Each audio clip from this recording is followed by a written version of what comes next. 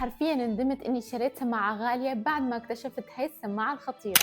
شكل السماعة كتير كيوت، الكواليتي جداً رائع. الجيل الجديد من سماعات وينجو ايبودز بيجي معها قطع رابرز حتى تبدلهم، وبيجي معها شهادة ضمان لمدة سنة. أنا حدا هاي النوع من السماعات أبداً ما بتثبت بإذني، بس لما ركبت القياس صغير ثبتت وريحتني من إني استخدم كل هاي. وطبعاً هاد ولا شي مقابل الميزات التانية اللي صدمتني حرفياً، لأنه في ابليكيشن خاص بالسماعة موجود على الاب ستور والبلاي ستور تتحكم فيه بالصوت وبتنظيف السماعة. وأهم شيء لأني أنا بضيع نص أغراضي إنه بتقدر تحدد مكان السماعة إذا ضاعت منك، بتتحكم فيها باللمس بكل سهولة، وبتقدر تحدد من التطبيق شو خيارات اللمس اللي بدك إياها. البطارية بتكفي 10 أيام، وطبعاً لأني بنسى أشحن كل شيء فشحنة 5 دقايق بتكفيني ساعتين استخدام. صوت نقي والبيز كتير حلو، كلمات فيها رائعة، الصوت واضح جدا لأنها بتحتوي على 4 مايكات. وكمان رح تستمتع بشهر مجاني على سبوتيفاي لما تشتري الجيل الجديد من وينجو ايبود.